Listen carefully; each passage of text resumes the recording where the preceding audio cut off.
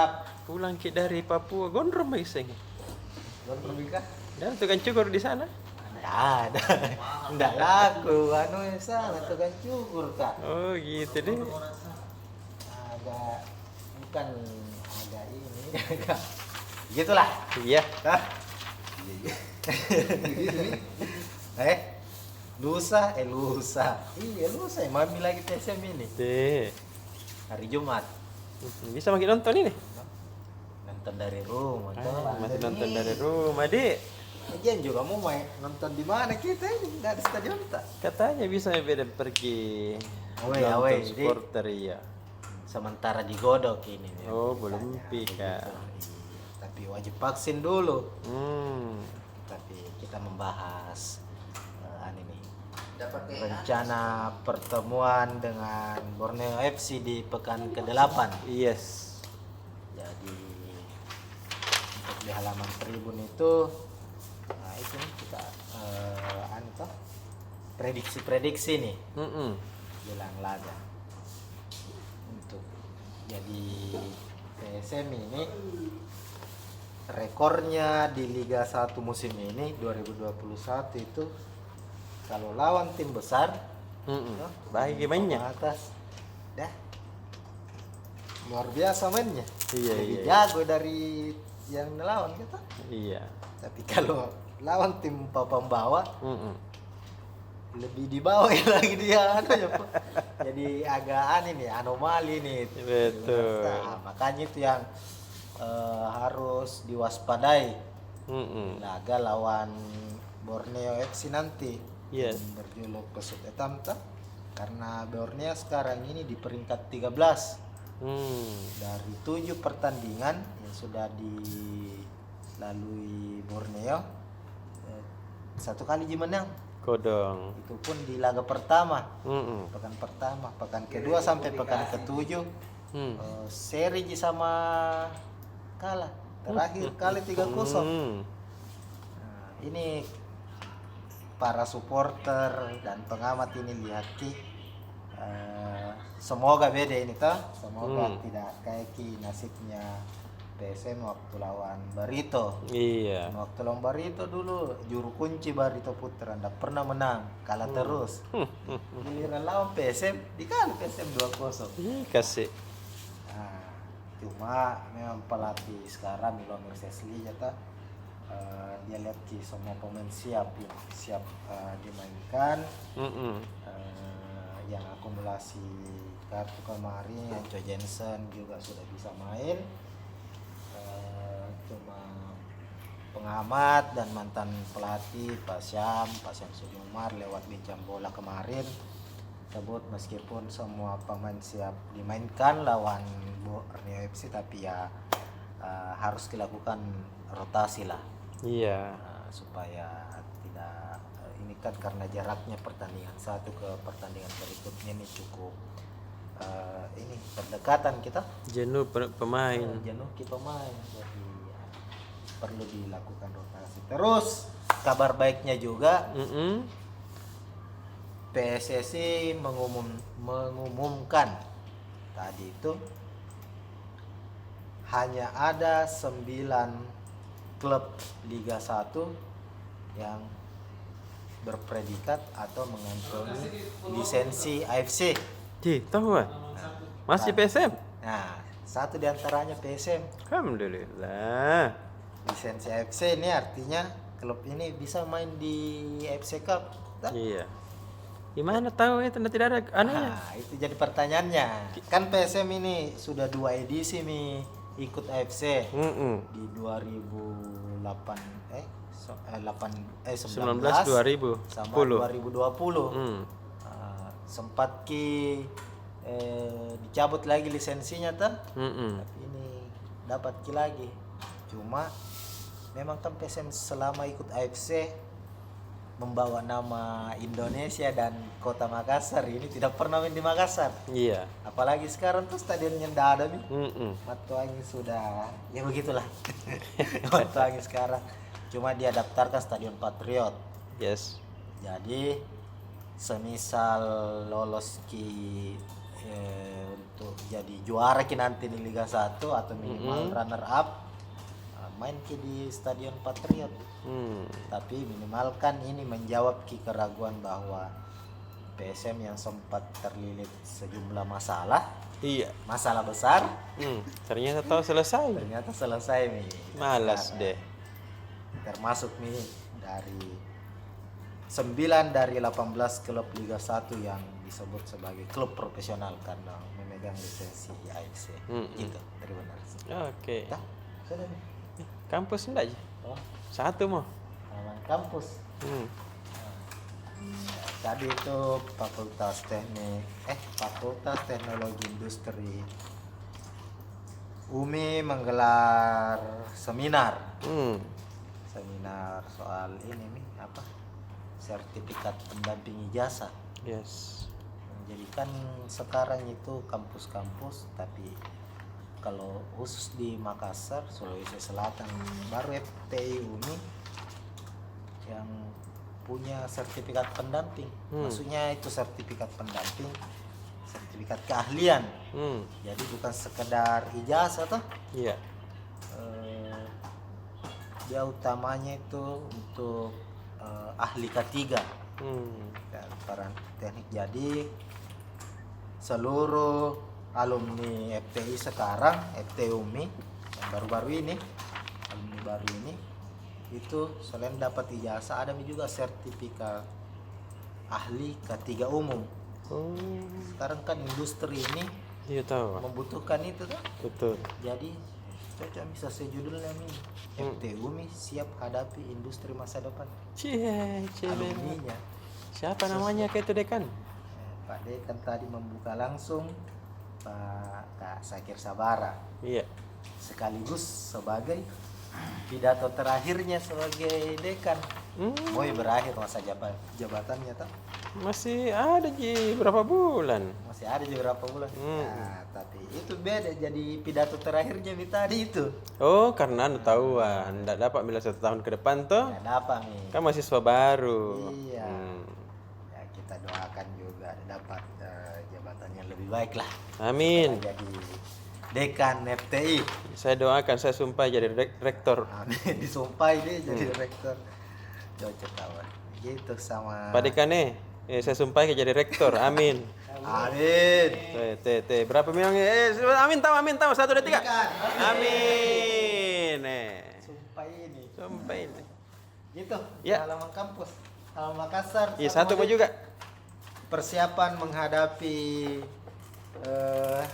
musim penghujan yang masuk ini, dan diprediksi puncaknya itu di bulan Desember dan Januari tahun depan. Iya.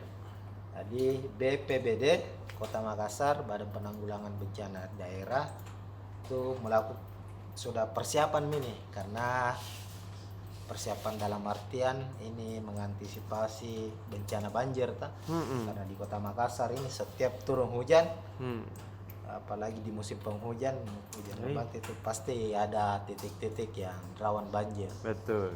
Sekarang itu sudah dipetakan ada 4 lokasi rawan banjir.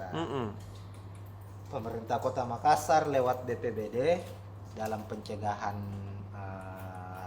bencana banjir ini menggandeng TNI. Ya tahu. Mulai besok itu turun nih sosialisasi, melakukan pelatihan dan membentuk posko terpusat.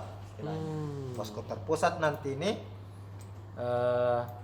jadi ada namanya, misalnya kalau lokasinya di mana kah yang sering itu di perumahan Kodam berapa gitu ya. Iya. Di sana berikan aja tah. Iya. Jadi warga yang terdampak banjir bisa meninggalkan rumahnya dan disiapkan lokasi apa namanya nih, penampungan, Barak. pengungsian. Iya. Nah, tidak usah khawatir lagi meninggalkan rumah, maksudnya bisa dia kontrol nanti rumahnya lewat posko. Ini ada posko-posko yang disiapkan. Jadi nanti disiapkan. Ini idenya dari Pak Wali Kota ini. Kerennya Pak Wali tahu. Jadi ada nanti di setiap posko disiapkan layar semacam videotron begitu. Jadi terlihat secara langsung nanti light zoom apa live streaming Hmm. lokasi titik-titik banjir. Saya sebagai bahan pengawasan di situ rumah-rumahnya warga tuh. Ya tahu. Udah aman ji rumah ta ini. Iya, penting dikunci ji. Jadi dilaporkan ki setiap saat ada tim nanti yang bertugas itu yang mengamankan. Lah aman ji rumah ta, aman ji barang-barang ta. Karena Kerennya Pak tanam di Wali. tempat ini. Gitu, Tribuners. Jadi menghadapi musim penghujan ya siap-siap nih saja. Oke deh kakak.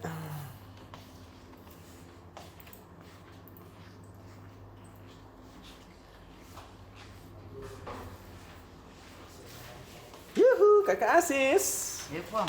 Gitu bela.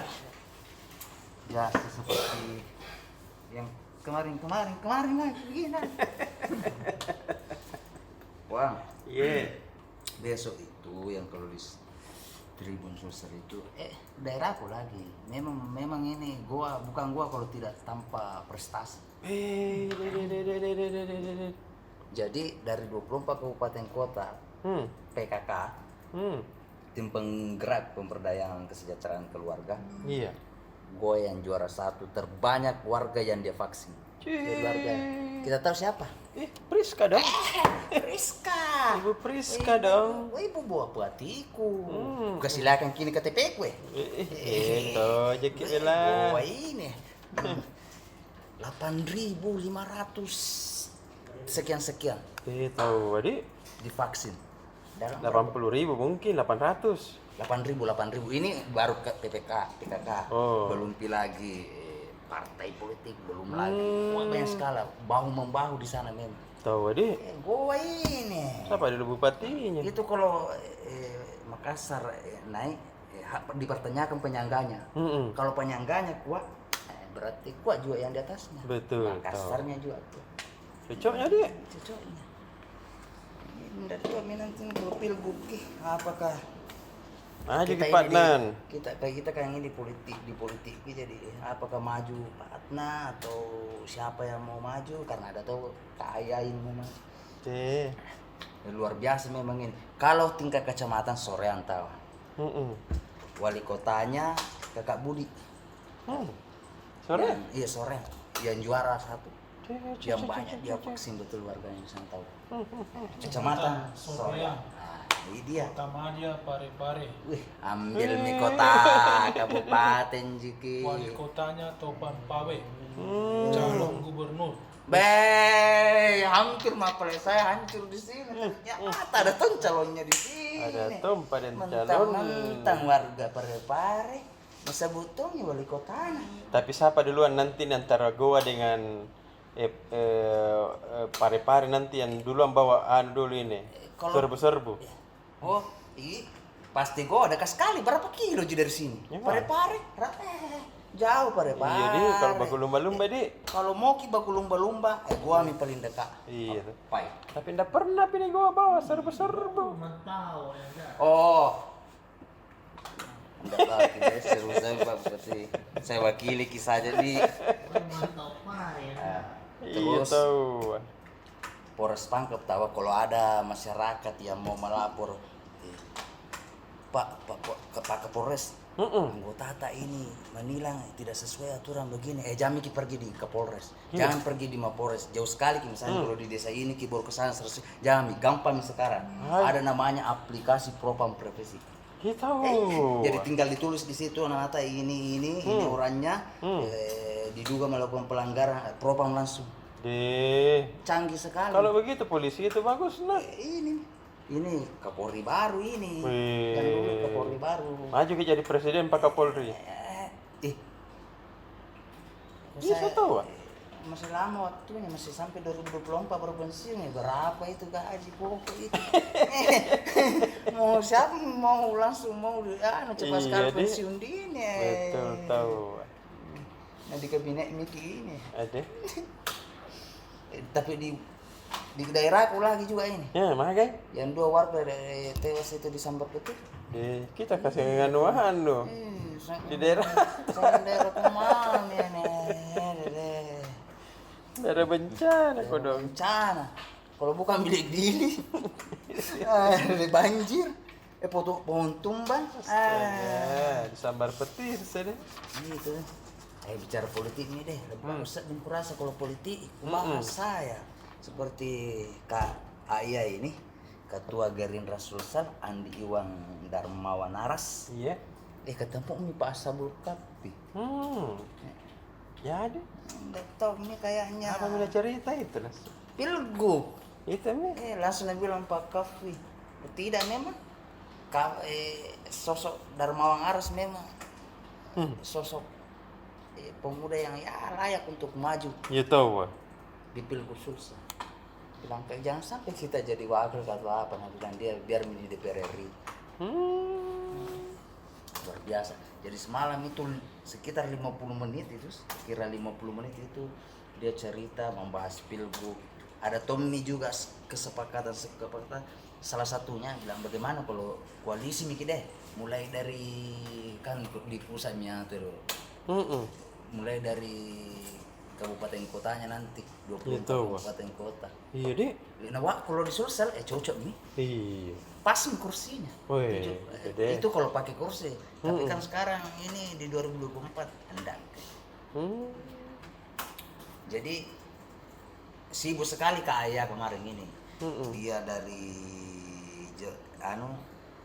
jemput Prabowo di Toraja. Iya. Malamnya ketemu lagi Pak Kafi.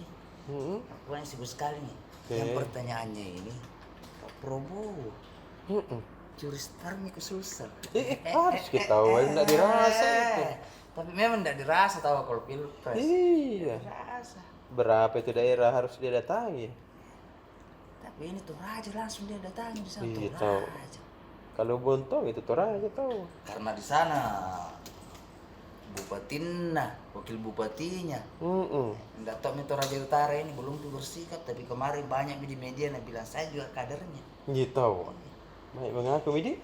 Mengaku nih, tapi kalau ditanya dia bilang tidak kan belum ada kepastian bilang politisi. Iya deh. Tapi ini tahu bosnya kalau Kak Budi. Jelas dia. Tiap hari dia di sini. Benar. Erlangga Hartarto beberkan strategi Partai Golkar menangkan Pileg dan Pilpres di 2024. Oh, Bagaimana Dede. caranya strateginya? Besok kita baca. Yes. Dah.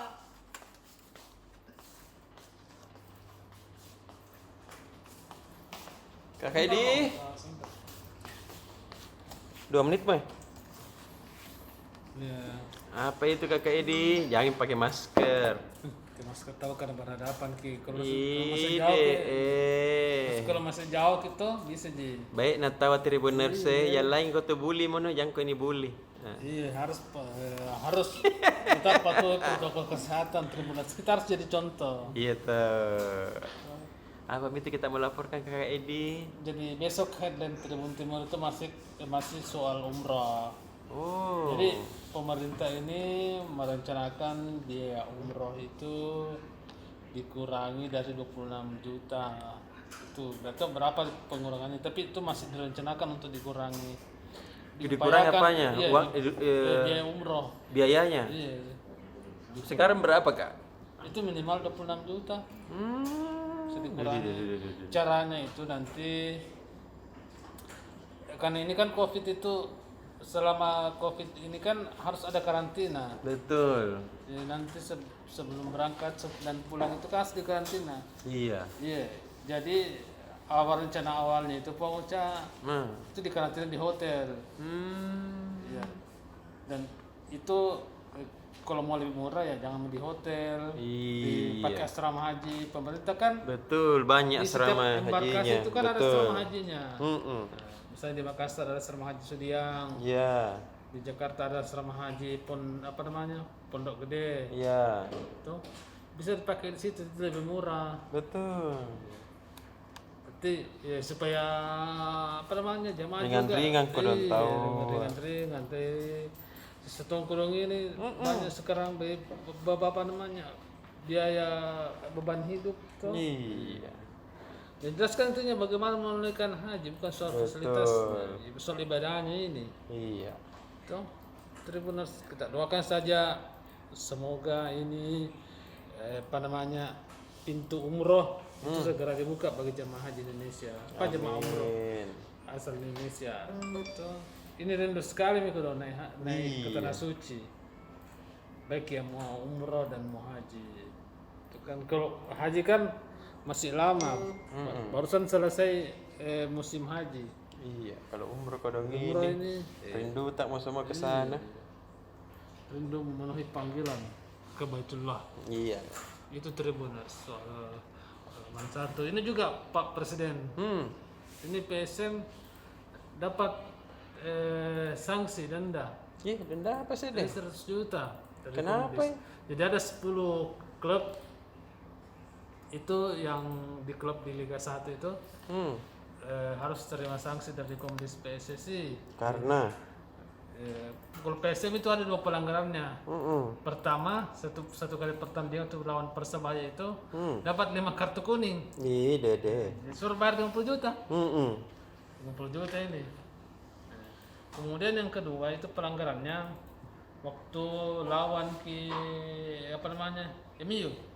Madura United tanggal berapa itu? Tanggal 12 September Iya. bulan lalu. Pelanggaran itu terlambat kick off. Denda juga 60 juta. Bagus lah itu deh. Jadi PSM harus bayar 100 juta. Ini baru 7 pekan jalan Liga 1 banyak pelanggaran. Tetap harus dibayar. Iya tahu. Kamu tahu hidup PSSI? nanti berbunga ki. Kodong ya. Tidak ada Tommy penonton. Tidak ada Tommy pemasukan. Banyak Tidak ada Tommy lagi. Tidak ada Tommy stadion. Iya betul. Kodongnya. Bagaimana nih Pak Kasih Presiden? nah. Nah, makin panen deh. Ada Tribuners.